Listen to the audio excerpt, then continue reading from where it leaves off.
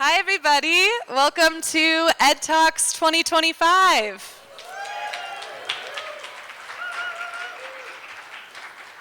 My name is Christin. I am the Executive Director of Eat Denver, and we are just so honored to have you all join us for this morning, for this early morning for some, for our 10th iteration of Ed Talks. Eat Denver was founded in 2006 by a group of independent restaurateurs, and they were guided by the belief that a rising tide lifts all boats. At the time, our community was 30 independent full-service restaurants based in Denver, and on this day, we have more than 420 independent food and beverage concepts across the region. As the industry's evolved, we have too. We extend beyond full-service restaurants, and we extend beyond a Denver metro. We now include food trucks, food hall stalls, bakeries, breweries, pop-up chefs, and the future of our industry, people looking to open a brick and mortar in the region. We still lead by the example that a rising tide lifts all boats. And we're a unique industry. We're all independents, and we're all locally owned and operated. In an industry that's typically fought tooth and nail, we resource share. We genuinely care about our neighbors, and we support each other through hardship. We advocate for a more equitable and inclusive industry. And we're really a testament to strength in numbers. So thank you all for joining us today, for supporting our journey, and for supporting our growth. We can't wait for this next chapter. Before we begin, we want to acknowledge our volunteer board of directors and our volunteer committee members, the people behind the Eat Denver team. Our small but mighty staff, Kip, and it ends there, it's just Kip, period. Everyone who dedicates so much of their time, their energy, and their passion to supporting this community. In particular today, we'd love to shout out our programs committee that's chaired by Sarah Abel. Thank you for all of your planning today, and our newest employee, of course. We're already growing our community so much, and for growing this audience today. Speaking of board members, we need to do a thank you to our departing board members, Liz Quaid of Four Seasons, Beth Groach of Crafted Concepts, and Peter Newlid of Gustamo Group. Thank you so much for all your service over these years. We're also debuting some new board members who will be rolling onto our board April 1st. Fetian Gabriel Michael from Conjo Ethiopian, Kara Blauvelt from ODBs, and Seth Rankin from Yes Seth, consultant over at Table 22. Additionally, we wouldn't be here today without the support of our sponsors. Thank you so much to Ecolab, Employers Council, In Kind, MSU School of Hospitality, Spot On, Table 22, and US Foods. Can we get a shout out to our breakfast bar as well? Rosenbergs, Blackbelly, Novo Coffee, and Butterpunk cookies.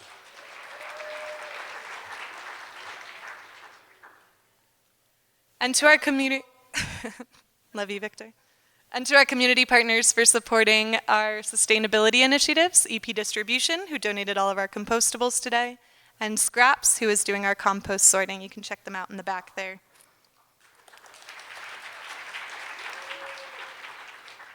Lastly, I want to give a thank you to the MSU School of Hospitality for hosting us today, to the event team, the AV team, the facilities teams, and to our event photographer, Nikki Ray, who is taking a photo of me right now. We're in for a fantastic morning. I'm so excited for this lineup, mostly because I've delegated all of the other speaking to other people, so I don't have to do any more of this. So run of show today, we're going to do 3 speakers. We're going to take a brief brain break, about 10 minutes for intermission. You can go refresh upstairs. We have bathrooms down the hall and a reusable water fountain if you need. And then we're going to come back and do our 3 last speakers. If you have a raffle ticket for a customized apron, we're going to pull that right before Erika Palmer goes toward the end. We encourage you to stay for the duration of the event. But if you have to leave, we just ask you to leave quietly at the back and to please silence your cell phones. So, before we begin, we did this last year. It was a really great grounding practice. We have Steph Windsor back to do some breath work for us.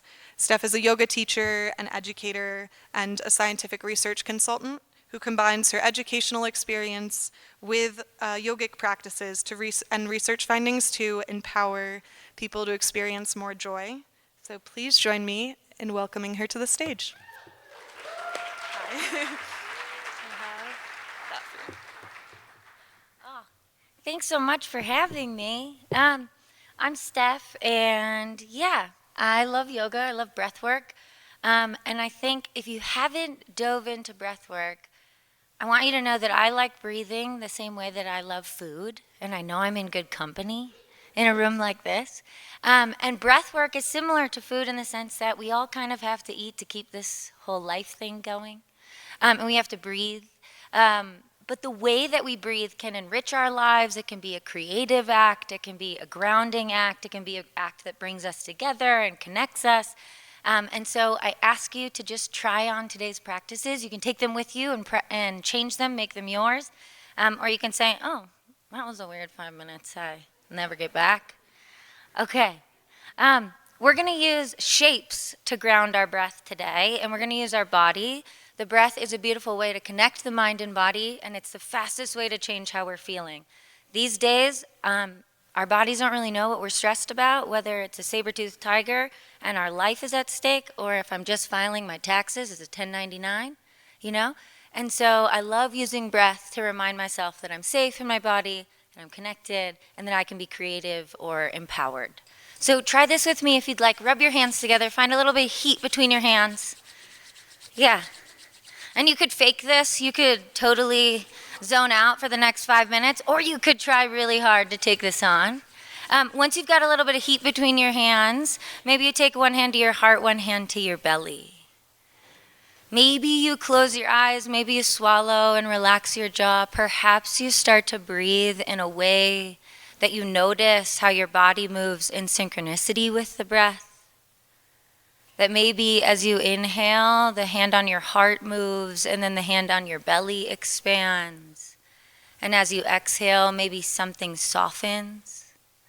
Softens the same way that a morsel of chocolate might melt in a cookie. Or the way that ice cream is softened by a shot of espresso in an affogato. So could you relax through your shoulders, your belly,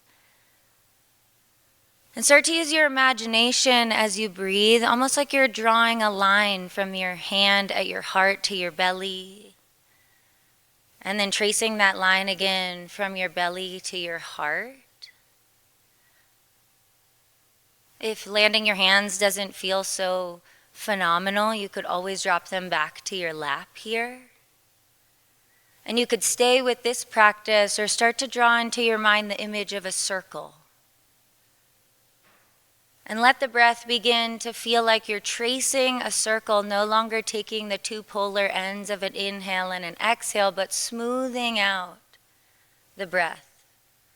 Almost like this circle really allows you to knit the inhale with the exhale with the inhale, and there's no stopping. Letting your mind become more creative, allowing it to get out of its stress response and just breathe at a way that suits you.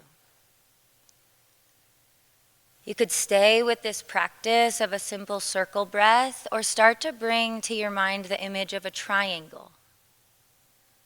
And take your attention in a downward facing triangle to the bottom point. And whenever you're ready, inhale up one side. Hold as you trace the top edge of the triangle flat and retaining the breath. And then exhale, slowly release the breath, moving from top back to that bottom point. And then begin again. Inhale, fill up. Hold. Exhale, slowly let the breath go. Again, inhale, fill up. Hold. Exhale, let the breath go. Perhaps joining me in bringing the shape of a square. Inhale, fill up as you trace one side of a square box. Hold as you move across the top edge. Exhale, softly let the breath go down the side. Hold the breath out, retaining an empty space of patience, and then begin again. Inhale. Hold. Gently let it go. Hold the breath out. Last one. Inhale, fill up, just like this. Hold, retain the breath. You can handle yourself under pressure. Exhale, let the breath go. Let the breath empty. Good. Soften the practice and know that breath work can help you feel empowered. It can draw your energy inward or expand you out. So imagine yourself in the center of a sphere. And for our last 3 breaths right here in this practice, imagine that you inhale and fill up, expanding in all directions, up and down, left and right, front and back. And then exhale back towards your center. Try this, adding a little sound to the breath out. So inhale, fill up. Be bold. H-A, say ha. Oh, you're way more dramatic than that. Come on. Inhale, fill up. H-A, ha. Last one. Big breath in. Ha. Good. Maybe you shake your fingers like you're flicking water off your fingertips, like you just washed your hands. And maybe there's a part of this practice that makes you feel cleansed or energized or prepared to do what's next. And then softening yourself to a still place. I hope this practice brings you a bit of patience and more of your own power. Perhaps one day these practices fill us with peace and joy. Who's to say? I don't know. I'm just experimenting. And that's what I love about this. My name's Steph. I work in science, but I also work in practice like this. I lead online breathwork. If you're looking for a way to regulate your nervous system, I'd love to see you. And it's amazing to see some of my friends in this room too. So thanks for having me back this year. If I've known you for a little time or a long time, it's an honor. Have a wonderful day. I get to be with you too.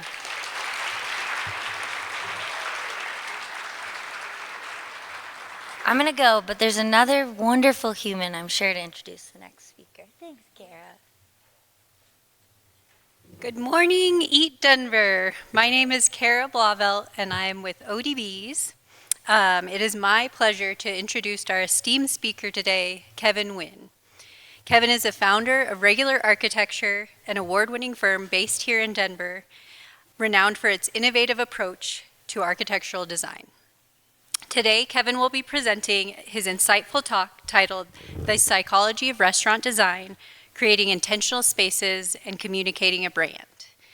In this engaging presentation, he will explore how thoughtful design can influence the dining experience and strengthen a restaurant's identity. Kevin's commitment to a form meets function ethos has set him apart in the architectural world. His work prioritizes the typology of each project, resulting in beautiful, effortless spaces that resonate with their users. He and his talented team have designed some of Denver's top restaurants, including award-winning Beacon, Sapsua, Hop Alley, Dio Mio, Point Easy, and the Wolf's Tailor. He is currently designing Boombot's Pasta Shop for us. Beyond his professional achievements, Kevin is passionate about collaborating with clients who are dedicated in making a positive impact through their craft. In his leisure time, he enjoys exploring Denver's culinary scene with his wife Ashley, being a dog dad, and showing off some of his newest pairs of sneakers. Please join me in welcoming Kevin Nguyen.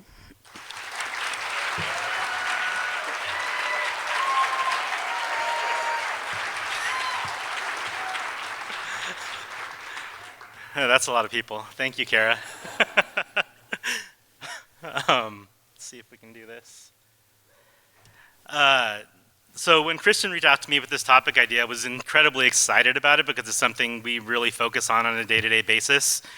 What I didn't think about is how big of an idea this really is. I think restaurant design carries a unique challenge in that the design typology, much more than any others, lives at the intersection of form and function.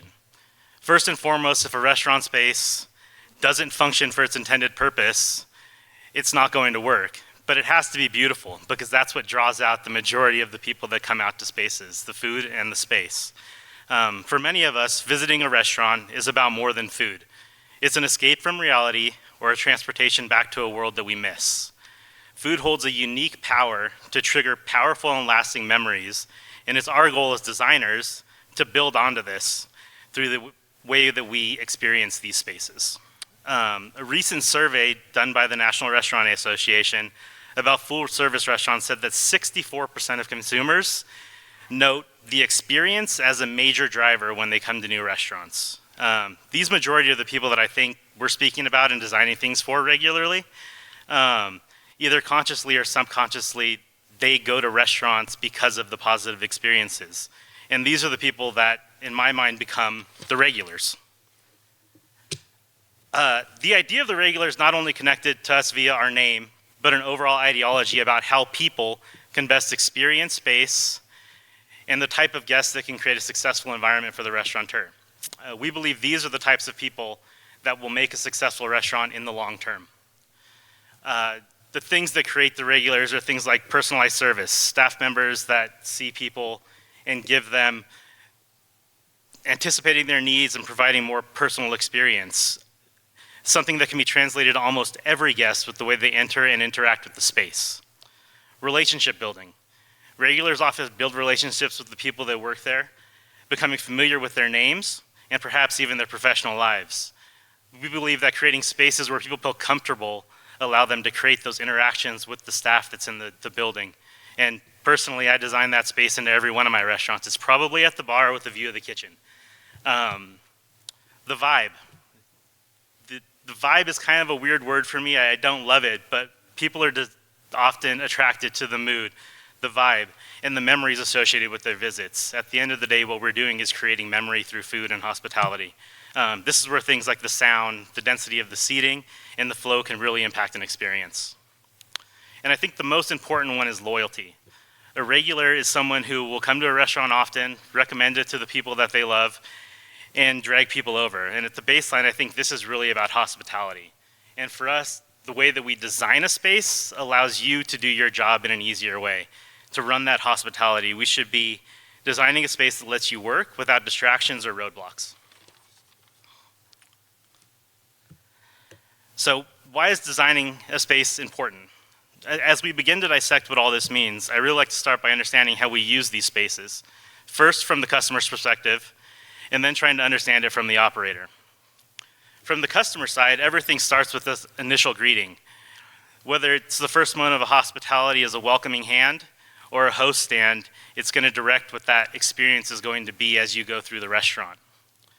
Once that initial greeting has taken place, the next major interaction is getting people to their seat. Is this a guided tour through the restaurant to where you're sitting, or is it a point to sit at that table or that bar seat? These start to say how we're going to experience this space, things all the way down to the price point of the restaurant probably. We always try to add unexpected moments and create micro memories along this process. As you walk to your seat, if you have a drink in your hand, if you get a peek into the kitchen, or maybe you walk by the bar and the bartender waves at you and welcomes you into the space. These are the moments that start to create a positive experience within the restaurant. And then once you're seated, it should really be about the food and the service. And this is something we really focus on, in that the restaurant should wow you when you walk in, but the moment you're seated at the table, it should be about the hospitality. It should be about the food on your plate.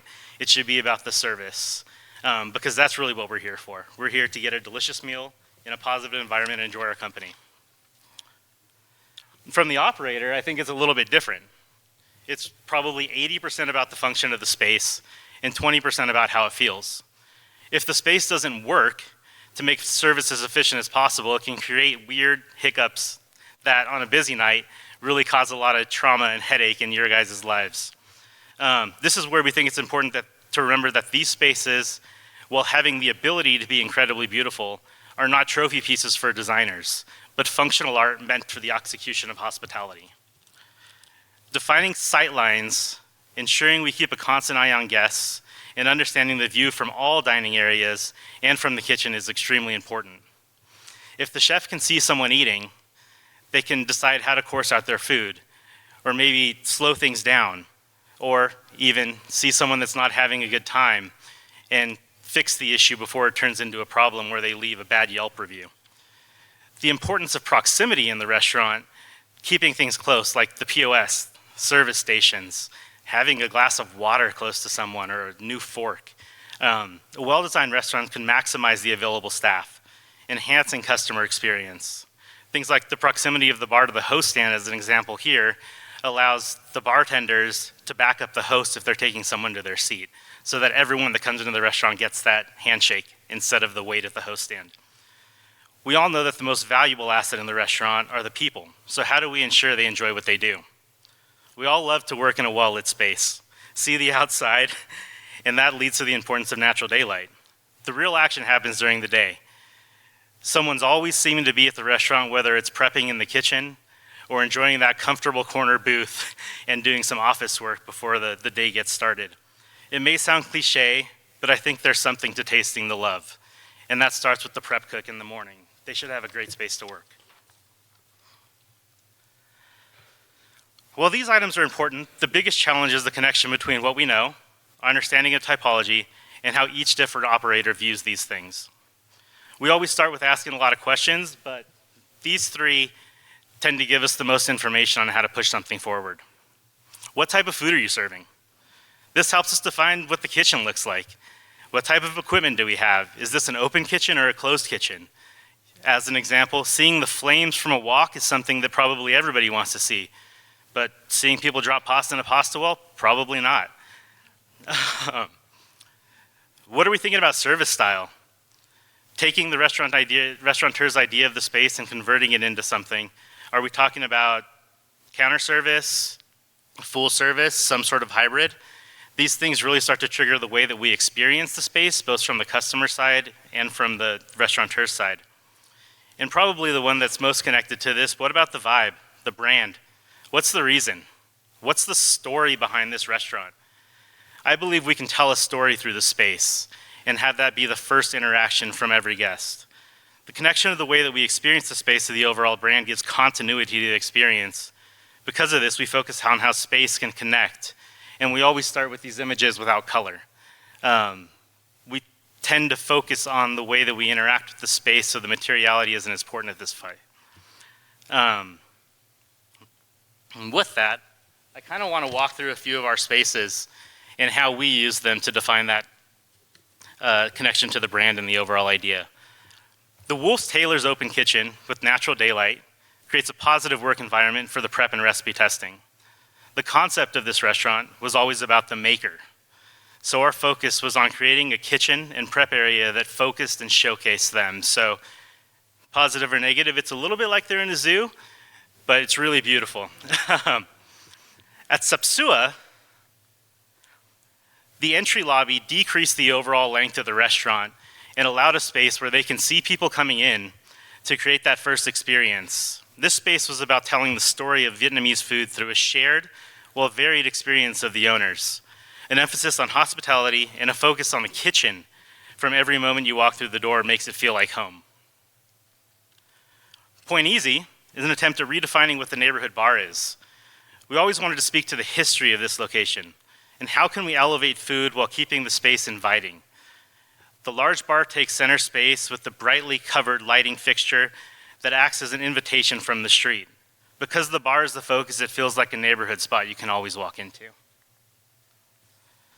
Redeemer Pizza looked to redefine what the classic pizza spot could be. Take on traditional New York City pizzerias with a bit of the owner's personality.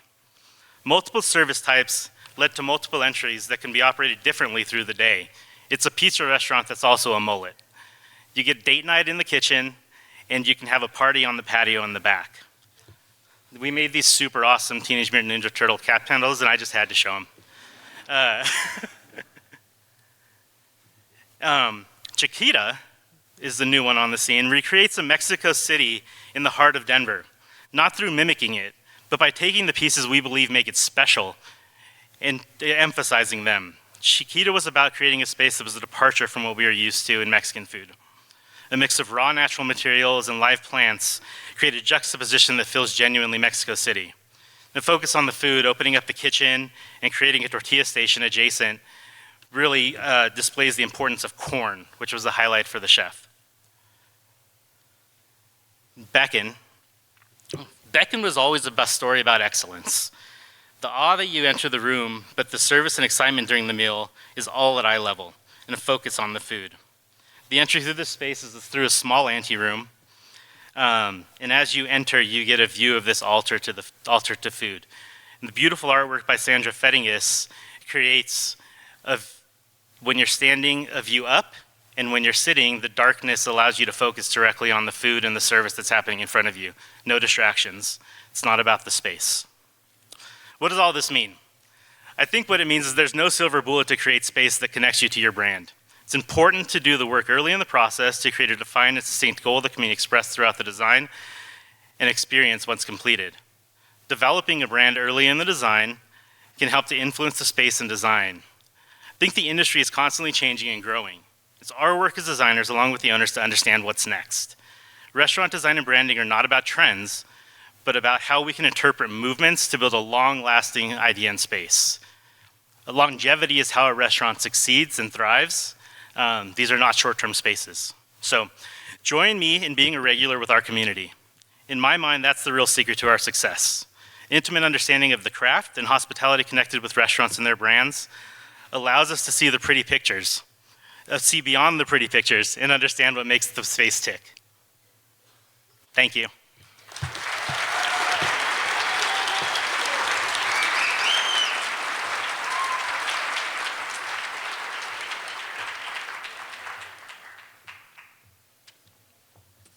Hi. Good morning. I'm Emily Biederman. I am with Secret Sauce Food and Beverage. So the same week that I was asked to introduce our next speaker was also the week that I finally decided to address my doubts and try ChatGPT for the first time. Needless to say, it was a journey. Somehow I downloaded the wrong one. Who knew that there was more than one? Ran into so many really special error messages, couldn't figure out how to upload the stuff that it needed me to upload it so that it could do what I needed it to do. Frustration levels were very high and the intended progress was exceptionally low. However, I kept trying, and with a little bit of help, I finally got to where I had my first successful chat. Now, I know that might not sound like a very big moment to a lot of you, but for any of you that know me, you know that my patience for trying new technology is not, it's not awesome. So for me, this was like a really big deal. So I managed to get through and get to this point where I had an open mind to try this through some personal and professional growth work that I have been doing over the past few months, and really learning what it means to show up and how to have the tough conversations, how to ask the hard questions, take the risks, and really embrace the unknown, even if that's something like trying AI. This small moment, as well as so many others, is why I am especially excited to introduce someone who really embodies that same spirit of growth and transformation, Christin Marvin. Christin is a restaurant coach. She's an author, a speaker. She's the host of the Restaurant Leadership Podcast. And with over 20 years of experience in both fine dining and high-volume growth concepts, she really has become a leader and an authority in our industry.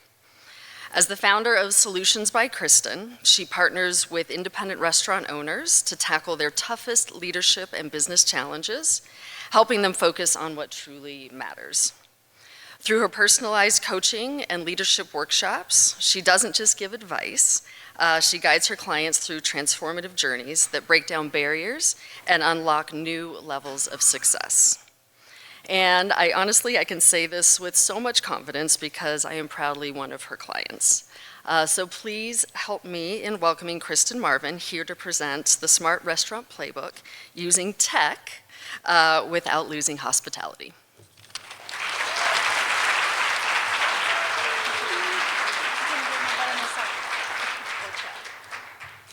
Watching those little small moments like Emily just talked about with using chat to think differently about your business is what this is all about. Thank you so much for having me. This very much feels like coming home. Whew. I had a conversation with a restaurant owner in Sydney, Australia last week named Tim. Tim owns 2 restaurants, one that's been open for 12 years and the other that's been open for 3. The one that's been open for 12 is thriving and doing a really great job, but he's struggling with the one that's been open for 3 years. He's having a really hard time retaining his heart of house staff. He is now in the role of executive chef. He's been there for a year. It's not where he wants to be. He thrives in being in the front of the house. He knows how to drive sales. He knows how to motivate his team. He knows how to connect with guests. His sales are slipping because he's stuck in a role that he doesn't want to be in. And unfortunately, that is causing him to be burnout. He's got a 1-year-old, a 3-year-old, and a 4-year-old, and he's desperate for an exit strategy. But he's so prideful in what he's built that he wants to go out with a bang. And he reached out, he was desperate, and he asked, "Am I alone? I don't understand what's happening in the industry. Why is this so hard right now?" And I assured him he's not alone. I hear this story many, many times of owners and operators being put in roles that they don't want to be in. And there are so many resources available to all of you today in the form of coaches and mentors and podcasts and books. But today we're going to focus on tech as a resource for you. When I started my journey as a restaurant manager 20 years ago, tech was pretty scarce. We had a computer in the office, we had a POS system, and we had a landline telephone. I don't even know if those still exist anymore, where we would often check guest reservations, and every once in a while we would field a drunken voicemail from a server that we had fired the night before, who went out and just had one more thing that they had to say to the manager, and they needed some closure, I guess. So anyway, we saved those messages and listened to them on repeat. Don't worry, Philippe, we didn't do it during service. It was only during the shoulder times, so back in the day. But when it came to onboarding and training and inventory, we had to create our own systems. Didn't mean that we weren't innovative, but we used our binders and our clipboards and our spreadsheets and our plexiglass and our China pens. But those systems only gave us the amount of visibility into our business that we really possessed in order to build those systems. It was a very different world than it is today.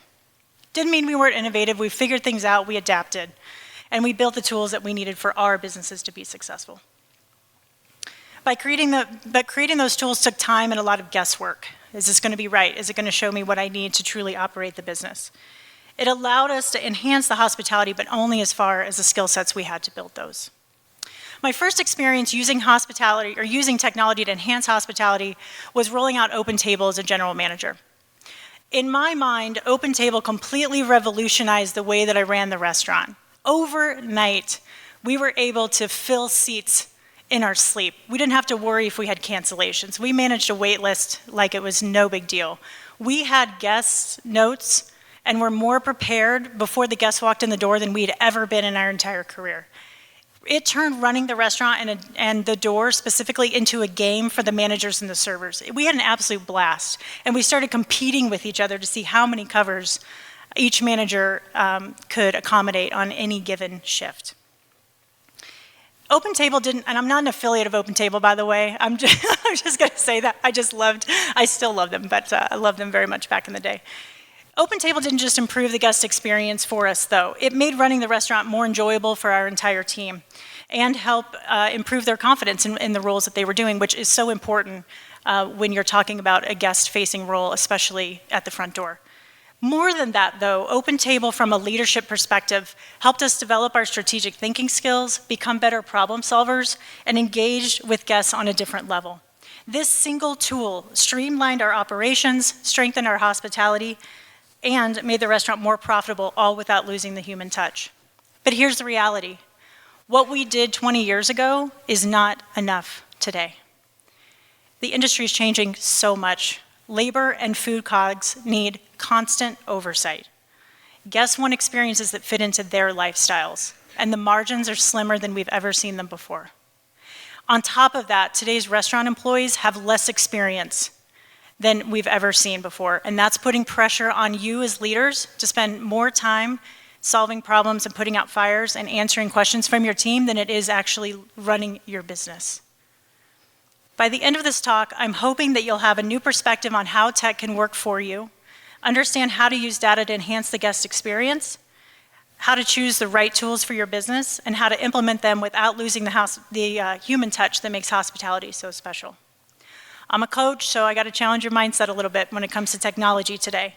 Instead of seeing tech as just another tool that you're going to have to integrate into your business and train your team on, I would challenge you to think about tech as an assistant for you, a strategic thinking partner that works for you 24/7 to give you insights, help you streamline decisions, and make better business decisions. What if, instead of adding complexity to your business, the right technology could actually free you up to spend time and energy where you want to most in your business? Before we dive into some specific tools and strategies, we need to start with mindset. If you're thinking about technology in terms of it being intimidating or unnecessary, you may be thinking about it the wrong way. Many operators avoid technology because of 3 reasons. 1, they tell themselves that they're not tech savvy, to which I call bullshit, because we have more tech in the world today than we ever have before. 2, they don't necessarily understand how it's going to impact or benefit their restaurant. Or 3, they feel like adding tech makes them corporate.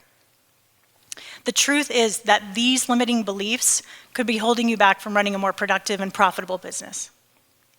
Think of tech as your most reliable employee. Never calls in sick, it never gets tired, and it's constantly working for you behind the scenes to provide data to help you make better decisions every single day. Once you shift your mindset and start to see tech as an ally, the next step is learning how to use data to make smarter decisions. Data removes the guesswork and really gives you clarity on what's actually happening in your business.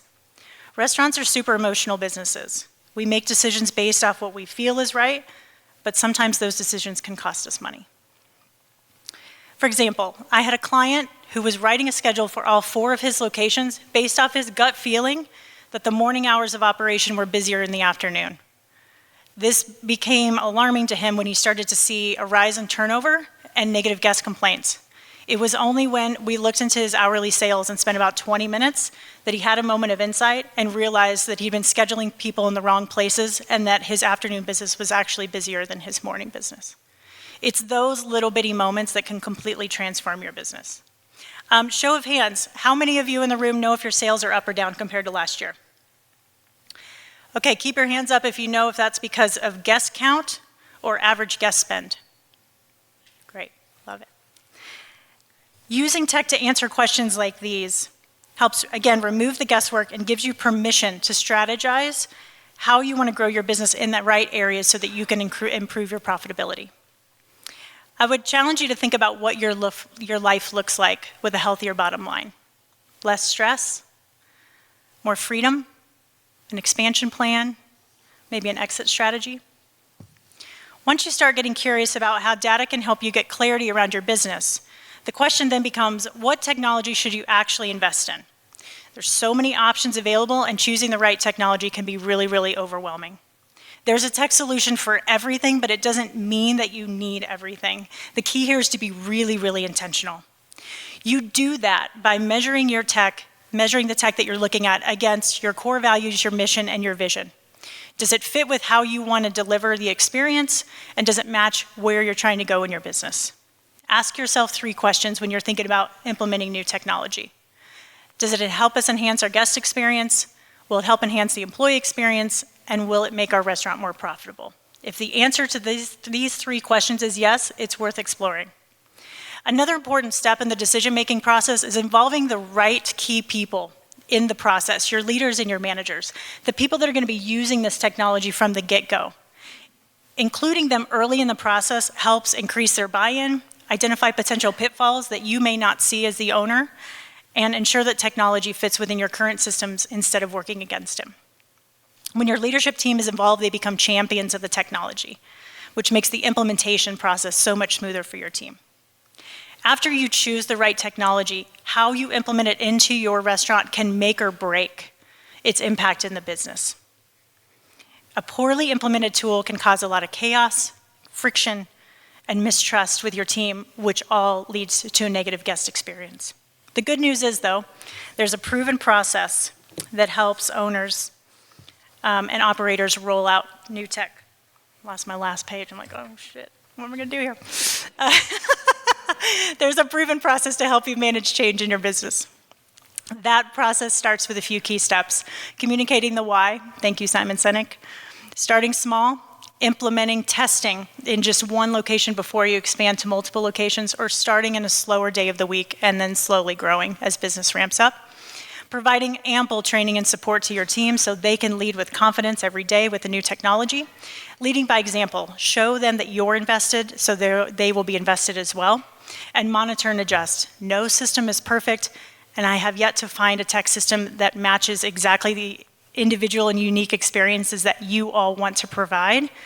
And so monitoring and testing for a long time and providing feedback is really, really crucial to ensuring the success. And sometimes it doesn't work and you have to pull the plug, and you've got to be willing to make that decision as well, which is tough. Change isn't just about adopting new tools. It's about guiding your team through the transition so the technology becomes an asset and not a roadblock for the guest. I know we've covered a lot today, and by now I hope that you can see that technology isn't a burden, but it's an opportunity to create a stronger, more efficient, and profitable restaurant. Technology is not the enemy of hospitality. It's an ally to help us protect it. When used right, it gives you more time to focus on what matters most: taking care of yourself, taking care of your team, and taking care of the guest.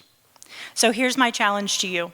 Think about the biggest problem that you're having in your restaurant right now, and start looking for a tech solution that can solve that problem. When I use about 20 tech systems to manage my business because I'm a solopreneur, and when I'm starting to look for something, I go to chat, I tell it exactly what I want to see, price-wise, guest reviews, customer support, functionality, and then I ask it to narrow it down to 5 and kind of start from there. But I challenge you to get curious and take one tiny step and see the impact it can have in your business. The restaurant industry is not getting any easier. We all know that, and you are not alone. If you need anything, I would love to have a cup of coffee. I'm on a mission to deliver as many leadership development resources as I can to you guys, and I'm really honored that you let me share this space with you today. Thank you so much.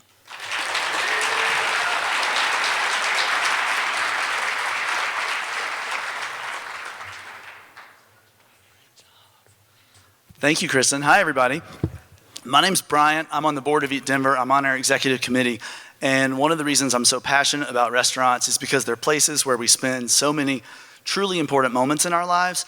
One of my favorite examples is in November of 2018 when my boyfriend and his family and my family were meeting each other for the first time. So his parents, my parents, his siblings, their kids, my sister and her kids, all coming together. We wanted to do something fun, so we picked a class at Create Cooking School. We love Create, figured it'd be a really good experience. We didn't know that it would turn into one of the best memories of our family's lives. It was the perfect way to blend our families together. We had a great experience. We made some food. We had some fun, a lot of laughs. My mom's not with us anymore, but there's a photograph of my mom and me from that night that is truly one of my prized possessions. And I am eternally grateful to the team at Create Cooking School for giving us what has become a core memory. One of the proprietors of that business is our next speaker. His name is Chef Erasmo Casiano. It is no surprise that Chef Raz ended up in the hospitality industry. He spent his childhood growing up in a family where someone was always cooking.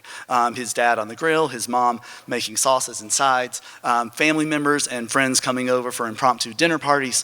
Chef Raz took that experience with him to Johnson & Wales, where he studied the culinary arts, first in Providence, Rhode Island, transferred to Denver to finish his degree here.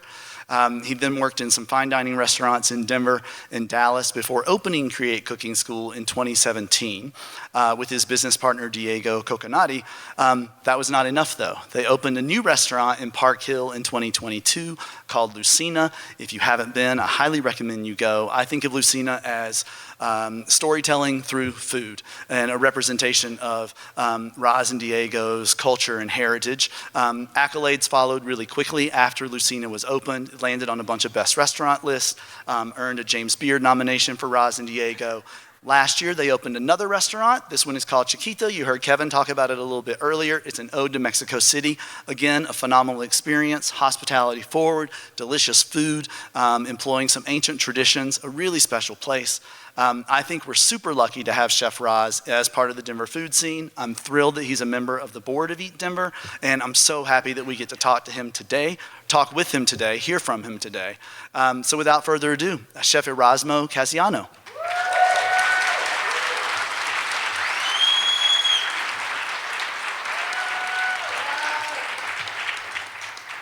Wow, that is a lot of people. How are we doing today? That's pretty good. Following up on those speakers, that's pretty fun. Well, my name is Erasmo Casiano. How's this clicker work here? Hey, that's me. It's phonetic. It's not that hard to say, actually. Erasmo Casiano. I'm the owner of Create Kitchen and Bar, Lucina Eatery and Bar, and Xiquita Restaurante Bar here in Uptown, or close by here in Uptown. I'd like to thank Christin directly for getting me out of my comfort zone to talk to you about something other than food, because I can talk about food for hours. Christin asked me about my philosophy on communicating. This is the way she said it in the email, by the way. What is your philosophy on communicating a brand across concepts, including ideation and culture? She asked me how is it that I have 3 different concepts with the heart of the group remaining the same? And how do I maintain a clear value system across 3 different visions? I was like, where's the food questions? That's what I'm here for. I'm the food history guy. Like, ask me something I know to talk about. But my answer was, it wasn't just me. You know, it's not just me. So I'd like to share how we foster or try to foster internal relationships and mentorship to drive natural growth within our brands, the importance of autonomy in building these brands and emphasizing to our team members that they are valued contributors to our establishments and operations beyond their roles as just servers, as just cooks. I'll be sharing on how expanding our team thrives through the culture and values, how they stays aligned, they grow together, and how we kind of navigate our daily challenges and setbacks to achieve mutual success, all while keeping like a bigger picture in mind. I'm sure all of you have heard this. How many times have you walked into a restaurant or have heard one of your staff members go, oh, I don't know, I just work here? Anybody? Right? Most of us, right? Or I'm just a cook, or I just wash dishes, man, don't ask me any questions, right? Anytime I hear that, even if I'm like walking through a dining room with plates, anytime I hear I just something, I usually kind of stop, take pause, and pull them aside and say, you're not just anything. Okay, what happens when you just don't show up? What happens when Oscar back there busting all the suds just doesn't show up? Everything kind of starts to fall apart. Everything shifts a little bit. So, you know, to just be a person that works in a restaurant doesn't exist in our culture. So I tell them to remove that from their vocabulary, or in terms of when explaining what their roles are. So, you're not just anything. Shout out to Yeti Island Studio for this awesome deck here, okay? Taylor Selgus. So our team, we started to create Kitchen and Bar back in 2018. Like you heard Brian say, I do remember that event. It was beautiful. Thanks for sharing that. We didn't have a grand plan to end up where we are today, but from the very beginning, we've always fostered relationships with each new employee, meaning we would discuss their future goals, whether that included being a part of the restaurant industry or not. That way we could kind of align our goals and use each other's strengths to achieve mutual success. From there, we're able to kind of, like, again, leverage the skills on that they were developing for their future goals and career and apply them to our current work schedules and models to achieve that mutual success, like I said. Some of our day one employees are still with us, and it's amazing to see their growth over the past 6 to 7 years. So there's a team there. They're all gorgeous people. We went to a baseball game there. There's Lucina. The baseball game included some of our folks from Create Kitchen and Bar, since it's like a 3-person team over there. But look at all those beautiful faces and happy people. Super proud to represent them. Some of our highlights and success stories here. Hannah Lavoie, I always use her as my key person, because she applied to us as a pastry chef. And she's the only one that I felt kind of like we needed to do a little tasting. Because anytime somebody tells me that they want to be a chef, well, I'm going to start treating you like a chef. We're going to start setting these expectations.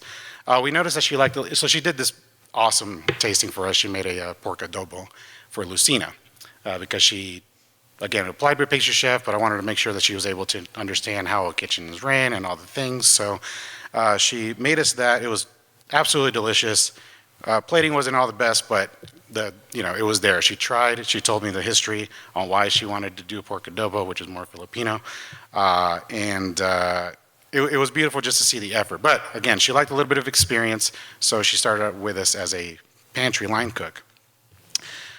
There were a few times there where she was thinking about definitely quitting and finding another position or another job or another career, just because of that grind, that a lot of chefs get into. We get into a grind. We don't mesh well with everybody.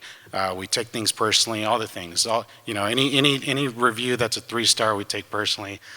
More so than 1 star and 2 stars. I know as chefs, we know what that feels like. We hate 3-star reviews, but she kept showing up every morning, and the autonomy that we were given to her when I told her, hey, at any point in time, if you need to leave, if you need to go, if you need to do what's best for you, please do. This is the grind, unfortunately. Okay, this is the model that restaurants kind of follow through, that we're trying to change a little bit, to prove that it can be fruitful and we can have a balance of life. However, you have every choice in the matter to decide, yes, I want this, or no, I don't. Every morning, she showed up. Fast forward to now, last year, Hospies nominated Pastry Chef for the Year. She has her own office at Xiquita, where she makes the pastries for both restaurants and delivers them to Lucina and sometimes that create. Super, super proud of her. It's definitely a proud dad moment that I have with Hannah. Henry Autrix, I met him about 13 years ago. He was a late night pizza by the slice server at a spot that I worked at for a short amount of time before one of my mini back surgeries. But I caught him 4 years ago shaking up drinks, and he was making all these drinks while my wife and I were sitting right in front of him. I had no idea that he was whipping up cocktails for the rest of the restaurant. And the server came and picked up this giant tray of all the cocktails that he had just made while talking, like engaged in conversation with Mackenzie and I. And I'm like, what the? I'm like, this is a talent that I need on my team. And we were just starting to conceptualize Lucina, but when I asked him to be a part of the team, I told him that we'd be allowing to use his expertise by giving him autonomy. His expertise at the time was making great cocktails, making sure they make money, right? I remember the first meeting with our contractor before the bar was even built at Lucina. I told the contractor, I said, anything that's beverage related or bar related goes through Henry. And he looks at me, he's like, wait, what? Me? I'm responsible for this? I'm like, yep, here's the budget. And I did tell him, I was like, also understand, the moment we get weeded when we're in the middle of service, and you're like, this bar, that's all on you. That is all on you, okay? So I'm sure he has some things that he would change now, but loved watching the growth here. He now manages he's a beverage director for all 3 of our concepts now, which is awesome. Billy Knowles, she started out with us as a steward or a dishwasher at Create. And I remember when she turned 21, she kind of started lingering around the bar a little bit. She'd be quickly washing the dishes so she can get quickly back to the bar. And I was making an old fashioned. She was watching me making an old fashioned. And I saw the little hint in her eye, like, hey, maybe I should be doing that. So I handed her the mixing glass and a jigger and the bourbon. I showed her how to make the old fashioned. After that, she never looked back. She now is the bar lead over at Lucina, in charge of orders and menu changes, which is pretty fun. Alexander Moon there. He's our sommelier and operations director of operations. He spearheaded essentially he spearheaded our service model, which with the mindset of teaching the next generation of hospitality professionals. We agreed, especially after COVID, that when the labor pool and talent pool gets low, we've got to be contributing new talent to that pool. So taking that extra time to teach the youngins is something that we take on, and it's quite the challenge. But with all four of these, I wanted to just kind of keep one thing in mind, is the autonomy of it all, okay? So we look at hospitality, especially myself, I look at hospitality as a big wheel. It cannot be just forward-facing or guest-facing. It has to go inwards too. Giving our team the autonomy to make decisions and see them through has proven to work for us. Everyone cares that much more, much like what Christin was saying just before. They put in, and they're the ones that have helped shape who we are as a solid unit through the multiple brands. They spread their own visions and ideologies because they created them. We created them together. To think that, I'm this mastermind or something, absolutely not. My brain power is capped out right now, But using our team, there is no stronger tool.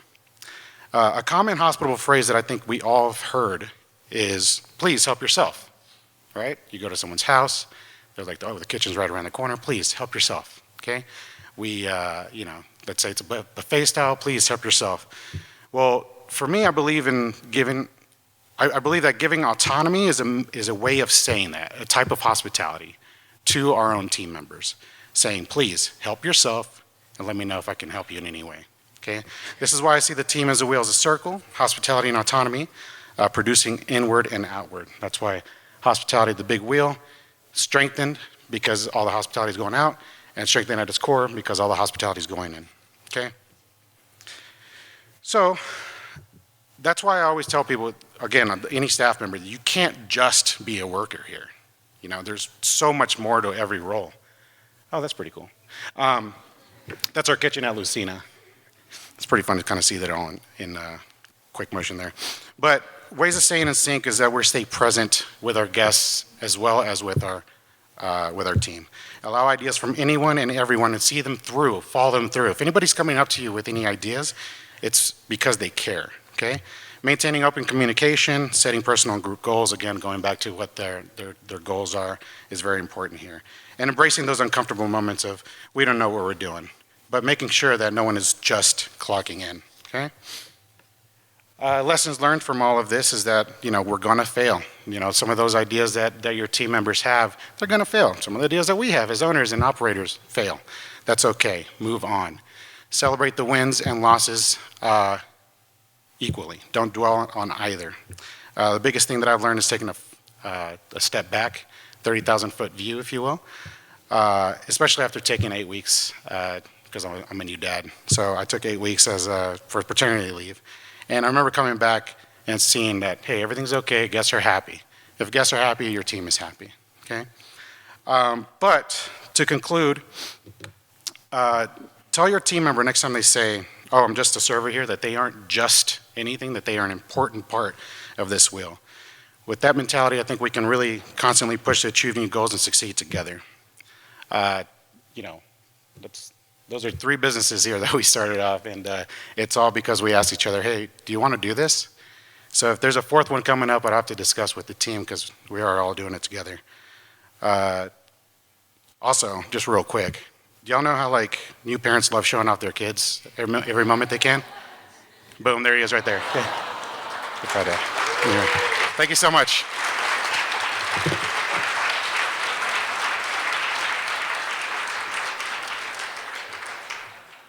We're gonna take a 6-7 minute intermission, go refresh on your food and bev, go to the bathroom, and we'll call you back. Thanks.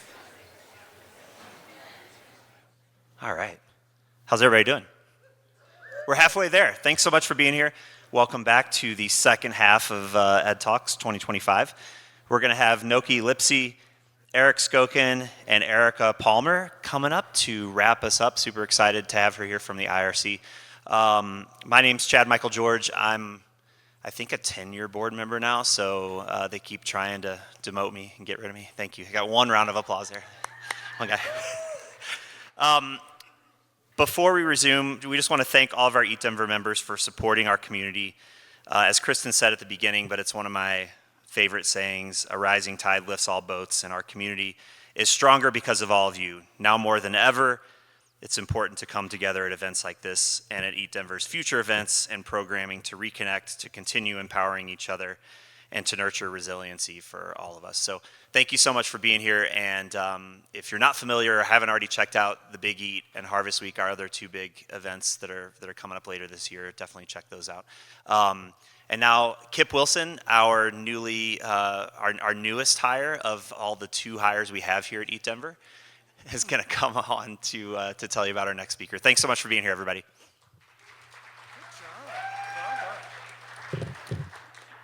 Hey, y'all. I'm Kip Wilson, the new... Hey, Victor. I'm the Membership, Partnership, and Pirateship Coordinator here at Eat Denver. I'm honored to be up here and to introduce a dear friend and an amazing ambassador to our food and beverage community. Our next speaker is Nokkie Lipsey, a hospitality leader and advocate with over 22 years of experience in restaurant operations and communications.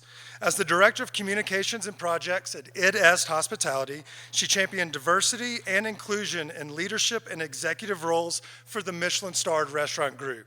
Now, with the Olive and Finch family, I know she will do epic things in the future as well. A first-generation Thai American, Nokkie draws on her personal and professional journey to break down systemic barriers and create pathways for underrepresented voices in the community. Not only does she do wonderful things in the community as a member of our DEI task force at Eat Denver, but she also actively campaigns for similar causes and the same ethos when she's out of the office as well. Let's give a round of applause for Nokkie Lipsey.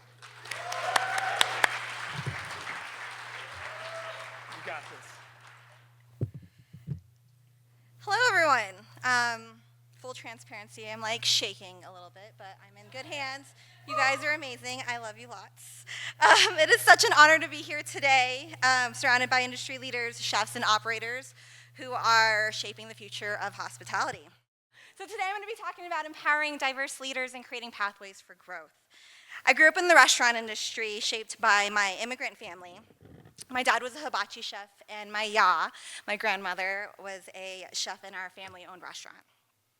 Hospitality wasn't a career path for me. I tell everybody I was born and raised in hospitality. My blood is hospitality. The sacrifice that they made for our family, even as a child, I knew the restaurant was more than just a business, it was our survival. Seeing their dedication, I wanted to be a part of that legacy. I pursued culinary school with the dreams of becoming a chef. I quickly hit ceilings. I mean, I'm only 5 foot, but I hit like invisible ceilings. No matter how hard I worked, opportunities remained out of reach. I remember the moment I realized that the system wasn't built for me. Apologies, guys. No matter how hard I worked, opportunities remained out of reach. I remember the moment I realized that promotions were being passed up, leadership roles weren't looking at me, and at one moment I felt like maybe this wasn't the right path for me. I questioned whether or not I had chosen the right career, and I realized that it wasn't me, it was just the access. So I pivoted. I worked every position from the floor as a host to a server and bartender and found something unexpected. I really had a passion for leadership, developing people and watching people grow and succeed in their spaces. I noticed as I was working my way up to be a leader, making room for myself to help others, that I was meeting reoccurring issues. Leadership was failing their people. Managers were nowhere to be found when they were needed most. They played favorites, avoided coaching, and led with the do as I say and not as I do mindset. And the worst part was nobody was holding our leaders accountable. So I had a choice. I could stay frustrated, or I could step up and change what real leadership looked like. So I took the dreaded pay cuts to be a manager, accepted more responsibilities, so that I could create a better type of leadership that I did not have.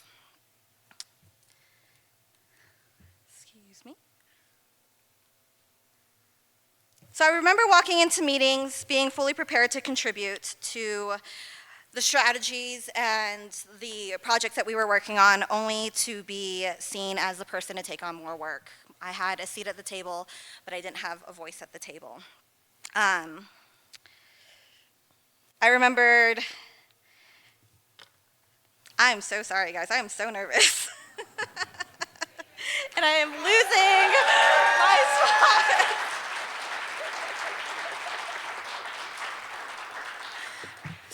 backtrack. Working on the floor, working my way up to management, having seats at the table. I'm in the spaces. I'm doing my part. I'm trying to be a team player. And, you know, I was getting met with a lot of no's.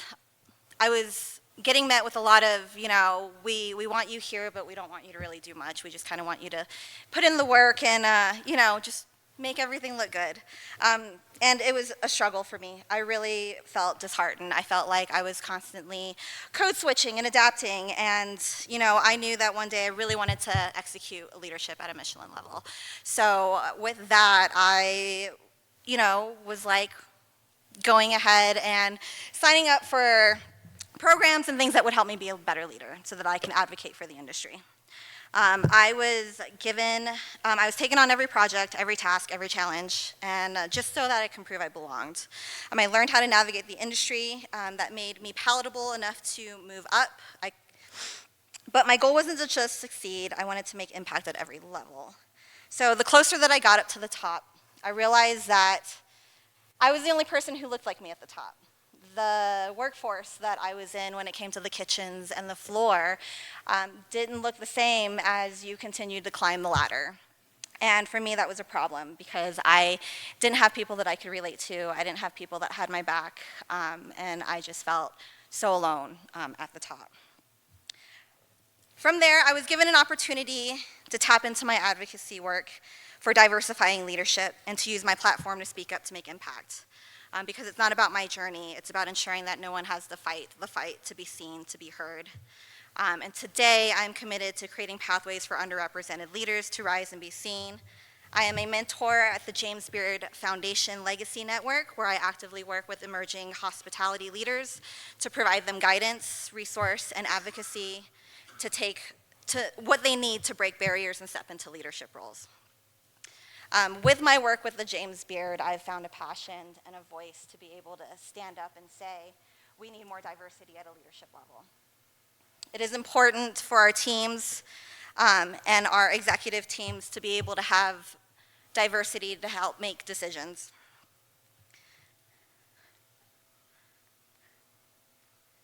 We're still on the problem, guys. So the problems. We talk a lot about diversity and hospitality, but let's be honest, the leadership doesn't reflect the workforce. So it's not a lack of skill, drive, or talent. The real issue is recognition and opportunity. We see kitchens and dining rooms full of diverse people, but yet executive teams, ownership groups, and decision makers still look the same. So it's not a lack of skill, talent, or drive. The real issue, again, is the opportunity. The difference between someone who succeeds and someone who's staying stuck isn't hard work. It's someone who believes in them, someone who's willing to advocate for them, and someone who's willing to sponsor them. The pipeline isn't broken because people aren't capable. Many leaders are hesitant to invest in potential. The real change happens when we stop waiting for people to prove themselves and prove that they belong and start believing in them and developing them and actively giving them a chance to lead. So this is why I do what I do. Not just to move up, but to make sure that I'm bringing others with me. I want to do a quick exercise with you guys, if you're comfortable. I would like everybody to raise their hands if at one point in time in your career you felt unseen, unheard, overlooked, not appreciated, the workhorse. Me and all of you. Keep your hands up. If someone actually saw you for you, gave you an opportunity to be a leader, gave you responsibilities, and empowered you to own those roles. As you guys look around, this is what opportunity looks like. This is what opportunity can create for others. And so I was blessed to have Erasmo Hospitality give me an opportunity to lead and to be a voice and to advocate for others. And now joining Olive and Finch with an all-woman team and woman leadership, I can continue that work to advocate for people of diversity. I'm leaving you guys with 3 action items today so that we can change how we look at leadership. How do we ensure the next generation of leaders don't have to fight the same battles that we did? Number 1, normalize sponsorship, not just mentorship. So there's a difference between mentorship. Mentorship is giving advice, but sponsorship is putting someone's name in a room that they're not in. It's seeing someone with potential and advocating for them. It's realizing that you have a seat at the table, so you want to bring them there. Number 2 is build culture of retention, not just for hiring. Diversity is not a checkbox, guys. It's about creating an environment where people actually want to stay. If your team doesn't feel valued, supported, or heard, they're gonna leave. So ask yourself, are you fostering an environment where everyone can succeed, or are you filling positions? And the last one is change the status quo and hold leadership accountable. Change doesn't happen passively. If leadership isn't prioritizing diversity, ask why. If promotions are going to the same type of people, say something about it. Be the voice that demands better. So who are you mentoring? Who are you sponsoring? And who are you giving a real chance to grow? The future of this industry isn't shaped by words. It's shaped by actions. It's built by who we choose to uplift. We choose who we choose to believe in and who we make room for. It's not enough to say that we value diversity. Saying the right things doesn't create change, but doing the right thing does. So I want to leave you with this challenge. Again, who are you mentoring? Who are you empowering? Who are you sponsoring? And who are you giving opportunities to? Because change isn't about one leader, one voice, or one moment. It's about all of us. Working together, building an industry where everyone, no matter their background, has a real seat at the table. Not just to be seen, but to be heard. Not just to be included, but to belong. And it starts with us. Thank you guys so much for taking the time to listen to me.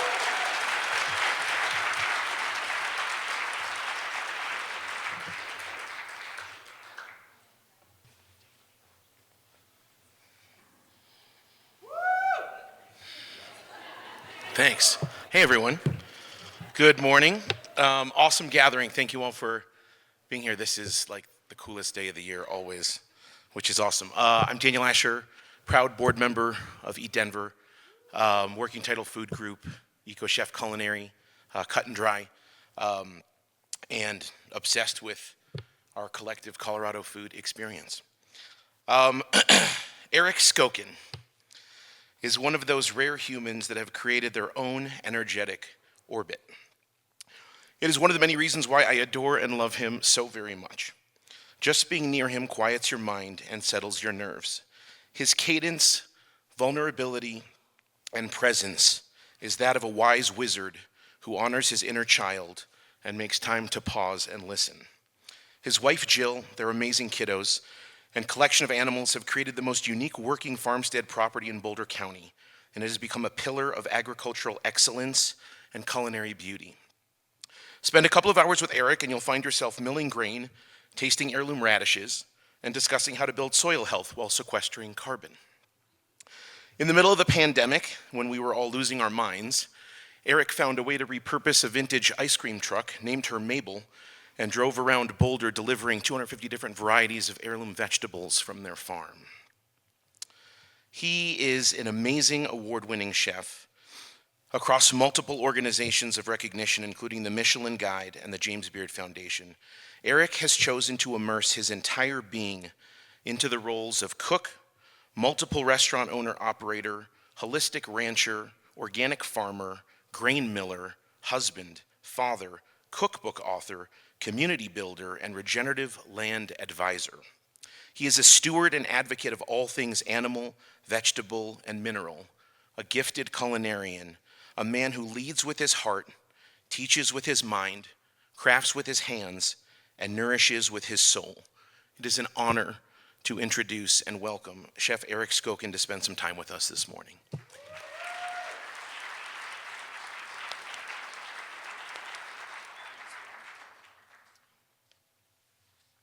Wow. It didn't seem so significant along the way. Thank you. I didn't know I had done all those things. I'm just like, I'm focused on harvesting the beets. That's the next thing, down the road, or planting the carrots or whatever it is. Well, first of all, thank you all so much. It is such an honor to be here to talk with all of you and talk sustainability, the things that I really, really care about, which are taking care of people, taking care of the planet, and making those two things, come together at the same time. It's been a period of time right now for Jill and me with spectacular heights and really significant challenges, all sort of mixed up together, which is sort of part and parcel of farming normally, but right now it's kind of an acute time for us. So we just opened up farm dinners at our farmstead. We have 7 tables. This has been a lifelong dream to have all of you people in our community out to the farm, to be literally just a couple feet away from where we're harvesting, to see the grain mill, to see us in action, see the tractors, and and that sort of thing. The landscape is beautiful, and it's been a goal of mine for forever. So I love it. Incredible, incredible high. All at the same time, Jill was just diagnosed with cancer. And we are, as a family, we're hurting. Sorry. On top of it, just a couple days ago, Jill's mom died. Our Mimi. Our family is having a hard time. So, in the midst of this peak and crash, I'm writing this speech trying to think about what in sustainability is actually really important. Daniel is one of the poster children, along with me, for all things sustainability, here. I live it, I breathe it. We have sustainability, projects sort of coming out of our ears all the time. And the thought of writing this speech and what's the most important thing that I absolutely have to tell you guys about that's really, really important and impactful in the face of everything that's going on, it's hard. It's like, which is your favorite child, right? It's a miserable decision to have to make. I'm blessed that I have a lot of great children, but having to choose the one or whatever, that's impossible. So I take a step back from the totality of all of the things that we do all of the time, and put it into this perspective of, when I am gone, how much of this really, really mattered. I think I will have made the world temporarily a little bit better. I've worked my butt off in order to be able to do that, and that's admirable, and that's really good. But ultimately, that's not success for sustainability, because sustainability really has to do with my kids and my grandkids and this community well out into the future. So it's pretty clear to me that the individual things that I'm doing, they're important, kinda, but really the most important thing is that we spend a ton of time in our restaurant and in the fields, in our farm, in culturing our staff that work with us, to think, to breathe, to live sustainability. We create it as a norm for them on a daily basis. The sun rises in the east and it sets in the west. We compost, we recycle, we We work on soil health practices daily. We cover crop. We go well out of our way to take care of the totality of our mission, which is to take care of people and at the same time take care of the planet. So I think about, all right, so if I need to create a culture, if that's the only thing I can do, then how am I going to go about doing that? The first thing is to identify it, is to talk about it, to define it, and that's one of the privileges that comes with being the king of your endeavor, that you get to define success. So I define success the way I want to, and for me, and I tell this to all the staff, I drive it into them. We only have a couple of goals. It's super, super simple. Number one, we take care of the guests, and we're all in for taking care of the guests on their terms, not our terms. The measure of success is when they walk out the door that they feel taken care of. They feel that we cared about them as human beings. Nothing more, nothing less. So obviously that's execution, and obviously that's delicious food, and obviously that's amazing, attentive service. It's all of those things, but it's individualized to who they are. Goal number two is that Jill and I are going to take care of all of our employees, our staff. We care about them as people, people who are going to grow in the organization, who are going to grow as people and go out into the world. We care deeply. And at the same time, we fundamentally expect that they are going to care about us. My job is to take care of them. Their job is to take care of me and my family. Third is that we're going to take care of the community. All of you have taken care of Jill and me. Thank you. I will always be here for all of you, as well as everybody else in my community. We're going to do all of those things. We're going to create magic in the restaurant on a nightly basis. And we're going to do it in a way that doesn't burn up or trash the environment. We're going to do it where the restaurant is a vehicle for healing the planet. Right? Restaurants are this sort of engine. And they can be an engine for good. They can be an engine for destruction, for consumption, for burning things up. And for me, it's important to use this little restaurant the little choo-choo train, to move us slowly along the way towards a better future. And we do that with sustainability practices out in the field. So, for example, we are certified organic, which means when any of you sit down in the restaurant, the vast majority of everything that you see will be something that is certified organic that you'll be eating, which is another way of saying that there is integrity behind all of the products that you end up seeing.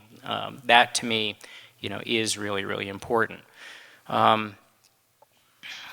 So how do you push that belief system out into the staff? I mean, you start obviously with a mission statement. Hopefully all of you guys have mission statements. They're important. It's critical to come up with some pieces of paper to fill up the 3-ring binder that goes up on the shelf, right? That's what a mission statement ultimately is for. It's a great starting point. It is a 1 to 5% of importance of starting the communication process with your staff. You sit down during orientation day with a new staff person and you say, hey, this is what's important to me. Here it is written down. It's on the mission statement. And then it goes into the 3-ring binder and it goes up on the shelf. They get a copy of it. They put it underneath the front seat of their car and forget about it until they go to the car wash and they clean their car out and then they throw it away or whatever. Hopefully they recycle it. So that's cool. We did that. But culture is a living thing. And so really the way I do it is by reflecting back to culture all the time. when something good or something bad happens in the restaurant, I try my best to reflect back to that original mission statement, taking care of the guests, taking care of each other, taking care of the community, taking care of the planet. And I try to make that link definitive for people. So for example, new cook doesn't do a good job pulling the mousseline out of the bowl, getting it into the piping bag so that we can, pipe it and put it onto a plate and wow somebody with it, right? Instead, it goes to dish. So I see that and I'm like, hey, come on. Like, obviously that's food waste and that, and that can't happen. And here's why. On this other side over here, we're trying to buy these sustainably sourced ingredients, or we're killing ourselves out in the field to produce them, right? It costs a lot of money to be able to do that. When you are throwing away product over here, it calls into question whether we can keep affording to do a good job on the other side over there. Your food waste really matters. Instead of just saying, hey, don't do it, instead you put it into this big picture that these little actions, they have consequence. I have a cook who, for whatever reason, can put lots of sheet trays into the oven, but can never start his timer. Like, what the heck? Like, and of all the food waste things that we talk about in the industry, that is got to be the dumbest of all the food waste things, right? Making that link for that person, that when we take this out of the oven, burned, and it goes into the compost bin, that's a cost on a tremendous level. It's a cost of labor, it's a cost of product. And it can be easily preventable, and it's their responsibility, to do that. Leaders also in culture by thinking about the big systems and thinking about the little systems. For the big systems, we partner with the Scoffier School, for example. We bring out all of the literally every student from the school comes out and I teach several classes on sustainability, on farming, on farm to table, and all the rest of it, blah, blah, blah. And I love doing it, and I'm very, very clear with all of them at the beginning. Like, my purpose in having you guys here is to brainwash all of you into doing this the right way. Farm to table is important, and it has all of these knock-on benefits all over the place. So that's a really big system. Or our partnership with EcoCycle. We now have a state-certified composting facility where we can bring in food waste from a whole bunch of farms. A whole bunch of restaurants to our farm, compost it, and get it out onto the fields. And that's critical as well. And then sometimes it's the little things, right? It's drink straws. Plastic, I'm really frustrated with. I don't like plastic, and the little plastic drink straws to me are like this symbol of a lack of leadership. All they do is stop up my drains. That for me is their only purpose is for me to have to speed dial a plumber to come in and snake out the drains or whatever. So I challenge my staff. We're going to get rid of plastic. We're going to get rid of these dumb drink straws. Your job is to think about how and why a drink straw might be important, and then come up with a sustainable way to produce that benefit to the customers, to wow them in a way without the drink straw. So maybe that's a little piece of rosemary, like a skewer, or it's whatever it is, right? So now I've created agents of change. I have this vision, and we're going to get rid of the drink straws, right? And now I have this team of people who are empowered with a budget and a directive and a vision to go out and brainstorm. And those people are now religious converts for this change in sustainability. And it's amazing to see the creativity when you unleash that in your staff, in of course, a directed way. I wanted to close with one little bit of advice from Mimi, from Jill's mom. Gifted leader, gifted teacher, some of the best management and leadership advice I got from her. She's an elementary school teacher with this keen ability to perceive human nature and inspire people to be better people. Really amazing woman. She said, Eric, you always catch the kids, you always catch people doing something wrong. Try catching people doing something good. Catch them at the peak and then point it out. So when I am in the kitchen and I see one of my staff members choosing on their own to dig through the compost, to pull out the latex gloves and the little bits of plastic wrap and all that kind of stuff. Nasty, nasty job, right? When I see that, I stop everything in the kitchen. Like, hey, what you are doing, that is amazing.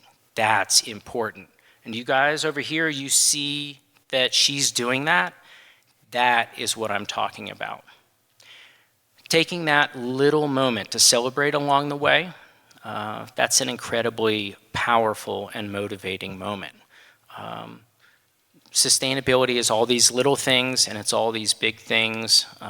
It is, unfortunately, having to be a policeman, but it's also getting to be a cheerleader. And it's all those things together and it's constant. But hopefully my staff, I've now brainwashed them fully and they'll go out into the world when I'm done with my work and they'll carry the whole thing forward. Thank you.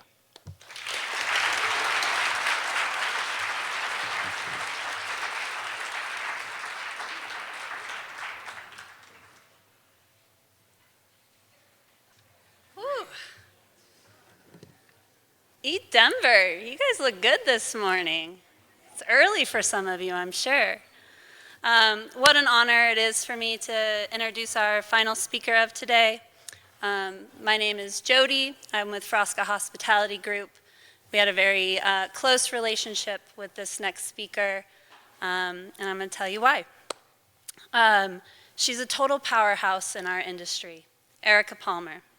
Erika has spent over 2 decades blending her expertise in tech, marketing, and sustainable agriculture to support farmers, chefs, and restaurant owners. As the executive director and founding member of the Independent Restaurant Coalition, the IRC, she has dedicated her career to building stronger communities through food, advocacy, and most importantly, action. Fun little fact, today's Ed Talk falls on the 5-year anniversary of the very first call of the IRC. That was a pivotal moment for the restaurant world. It's a moment where restaurant owners and a whole crew of industry pros jumped in to lobby, rally, and fight for restaurants across the country. Erika was on that first call. She was a participant at that time. But by summer of 2020, she'd stepped up as the executive director. When talking to FHG's owner, Bobby Stuckey, about today's conversation, he wanted to make it known that Erika doesn't just step up, she shows up. She shows up every single day on the 5 a.m. calls, no days off, and working nonstop to support the industry from all angles, really understanding the struggles of restaurant owners and employees alike.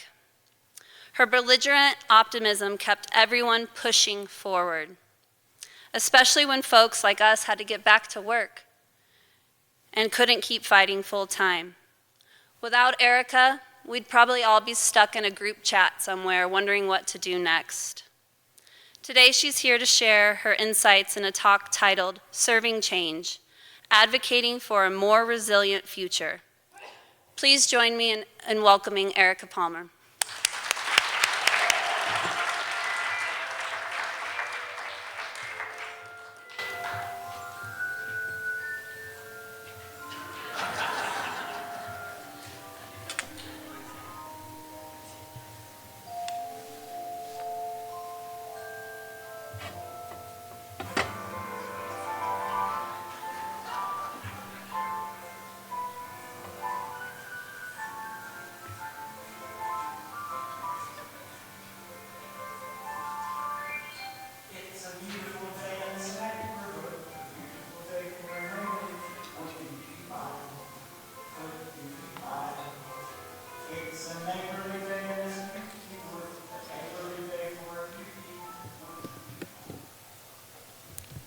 Hi, neighbors.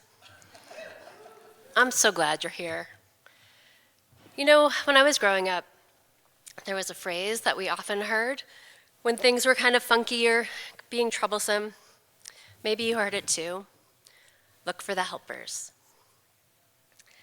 When things got scary, our parents, our grandparents, our teachers, maybe even our older siblings would say, there's always going to be somebody who's going to step up and lend a hand, bring comfort, somebody who will feed us.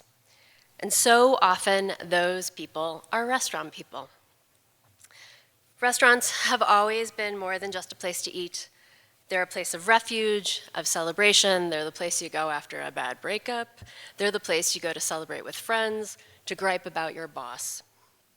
When disaster strikes, wildfires, hurricanes, blackouts, who's the first to offer a hot meal? Who opens their doors to first responders to nourish a shaken community? Restaurant workers. They don't wait to be asked, they just do. But something changed in March 2020. Do you remember that moment? The table's empty. Whew. Nokkie got nervous and I'm gonna cry. The light's turning off. I'm gonna get some water.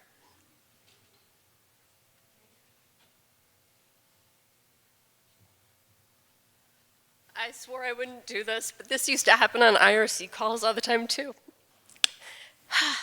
The lights went off, and we had no clear idea of whether or not they were gonna come back on. An industry that had always been the first to help found ourselves in crisis. There was no cavalry coming, no rescue plan, no safety net. And it became clear that if restaurants were going to survive, they were going to have to help themselves. And so the Independent Restaurant Coalition was born, not in a conference room, not in some big fancy lobbying firm, but on a phone call. Just an old-fashioned phone call with 18 people who knew something had to be done. That call happened, as Jody said, 5 years ago today, which is why all of the emotions are right here. I was on that call. I had no business being on that call. I'm not a restaurant owner. I'm not a chef. I don't even play one on TV or on stage. But I had worked with chefs for 20 years in Oregon, producing events, and when restaurants in Oregon started shutting down, they called me for help because they knew that in addition to being an event planner, I was a bit of a policy nerd. So on March 11th, Oregon restaurants began shutting down, and I helped my restaurants friends write a letter to the governor asking for help. A week later, my friend Naomi called and said, hey, there's this call with a bunch of national chefs, and they're gonna get together and they're gonna work on this problem, and I think that you need to join the call, and I think you could really help. And I thought she was crazy. I sat on that call at my kitchen table. Since it wasn't a Zoom, I couldn't see any faces, so I had a list of the people that were on the call invite, and I was trying to decipher the accents and match them to the names and figure out who they were.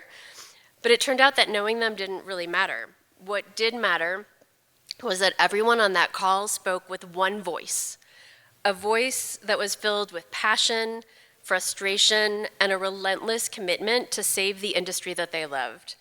And they were ready to get shit done. I don't know that any of us on that call would have considered ourselves advocates, but it turns out that's exactly what we were. Advocacy might sound like a really big, intimidating word.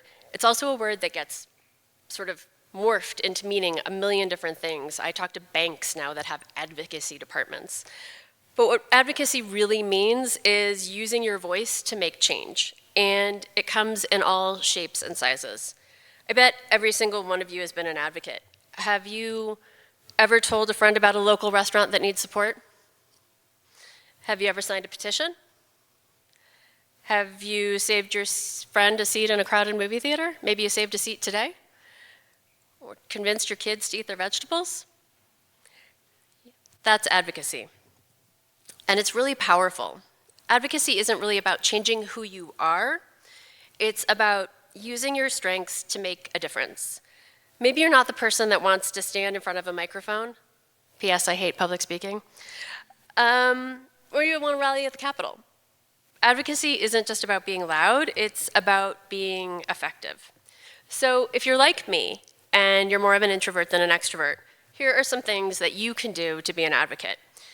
You can write letters and emails to lawmakers. Policymakers keep track of how many messages they receive on any topic, whether that's in your state house or at a federal policy or at a federal government level. And a well-crafted letter can be just as impactful as an amazing speech on the steps of the Capitol.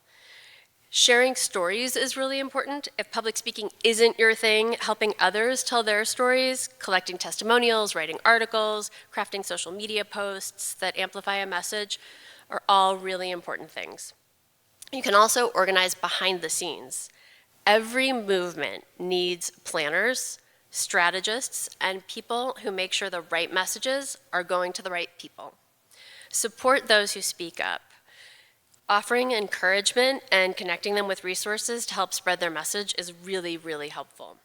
Now, if you're on the other side of the spectrum and you love these things and you want to be the center of attention, advocacy is definitely for you. You can use your voice to speak boldly at public meetings, city council meetings, rallies. You can call elected officials regularly, offer to be a media spokesperson. Local journalists love firsthand perspectives. You can mobilize and rally others, organize events, fundraisers, meetups, just bring people together around the cause. Hosting community discussions is really important, and using social media to amplify those messages, not just by sharing a post, but maybe going live and answering questions, is incredibly impactful. So if you're one of those extroverts, think about doing something like that. And most of all, mentor new advocates. Your enthusiasm can help others find their voice and their confidence. No matter what your style is, two things are an absolute must when it comes to advocacy. Tell your story. Lawmakers don't remember numbers. I know that's hard to believe. There are all these economic studies around, but really what they remember is a story. They remember people. So when the IRC fought for the Restaurant Revitalization Fund, it wasn't data that won. It was the personal stories from business owners who put everything on the line to fight. And then being persistent is really, really important. Change does not come overnight. We're here 5 years later. The IRC has been at this daily since March 18th, 2020, and there's still a ton of work to do. Advocacy is truly about doing this work over and over and over again. So, with doing something that is really, really slow, it's easy to get burnt out. One of the other really important things about being an advocate is figuring out how to play the long game and how to avoid that sense of overwhelm and disappointment. Some of the things that I suggest are picking one or two issues. You can't fight every battle. You just can't. I don't care if you're superhuman. It's just not possible. Focus on what matters the most to you and set boundaries. It's really okay to take breaks. It's okay to turn off the news. It's okay to turn off your email, Sarah Abel. You should also celebrate the small wins. Policy change takes time, but even tiny little baby steps make a difference. And then lean on your community. You're not alone in this, and there are plenty of other folks that will share the load with you. And I really, really recommend that you don't do this alone. If you care about an issue, chances are there's a group of people who care about it too. Find them. And if you're already part of a group and you're kind of frustrated because they're not taking on your issue, ask about it. Maybe they just don't know that anybody's interested. And maybe they're not interested and they can help you find another group that is focused on your issue. If you're in this industry, you need to come join me. I promise I will try not to cry. When the IRC started, we had one singular mission, and that was to save restaurants and get federal funding. Well, now we're still fighting because the more we dug into restaurants, the more we saw that things just weren't working. So now we're fighting against crushing credit card fees. We're advocating for childcare tax policies that would make childcare more affordable. We are working to combat reservation piracy. We are reimagining wage models, and we have legislation that would change the taxation of service charges. So I have a lot to do, so I need every one of you. And this QR code up here has all Eat Denver members, and anybody that's here today will receive a significant discount on membership. And if you're not already a member of Eat Denver, I don't know what you're waiting for. Join today, because having a strong local network makes you stronger on a national level too. Above all else, know that your voice matters. Even when it feels like you're shouting into the void, every call and every email is tallied, and every conversation, even if you have it with a neighbor or somebody else in the industry, those conversations add up. The Restaurant Revitalization Fund didn't exist before people like you fought for it. The fight for fair credit card policies, that didn't happen until small business owners looked at one another and said, "Are you paying what I'm paying?" And now there's a policy that's moving through Congress that will hopefully change that. We all have the power to be helpers, whether we're running a kitchen, serving a drink, growing food, washing the dishes, or simply showing up to support people who do. We matter, and we have to help ourselves. So let's get you on the journey to being an advocate right now. Grab your phones. I'm serious. I know you all have them. Are you ready? Enter 202-224-3121. I'll say it again. 202-224-3121. You're adding that number to your contacts as Congress. If you dial that number, you can reach your senators and your reps no matter where you live. The switchboard will direct you. It's very easy. It'll take you 2 seconds. If you really hate talking to people, call after 5 p.m. Eastern. You won't talk to anybody. You'll leave a voice message and it'll be counted. If you're waiting to pick up your kiddo at school, you're in the car at a stop or in the parking lot, call. Leave a message about the issue that's most important to you. Standing in a grocery line, it's a noisy place, call. Leave a message. I kid you not, that is what led us to have the advocates that we had in Congress who introduced the Restaurant Revitalization Fund. It was us being annoying, but being kind, because the kids who answer the phone are just that. They are kids. They are interns. Do not yell at them. Leave a kind message. Tell them what your issue is. And I guarantee that if all of you do that, we'll start seeing change. Thank you. I'm really glad that I got to spend some time with you all.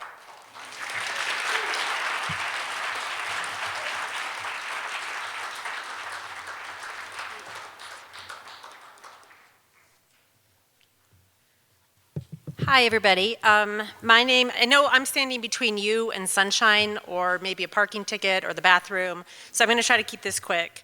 I'm Sarah Abel. I'm programs chair. I'm also the incoming president and the human to the aforementioned boots.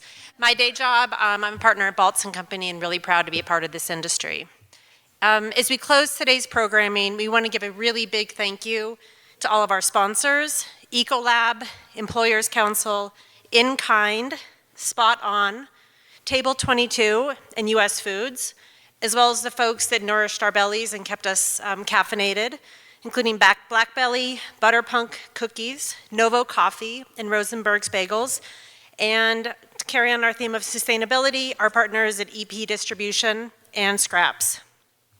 We also want to thank our speakers, Kevin, Christin, Roz, Nokkie, Eric, and Erika.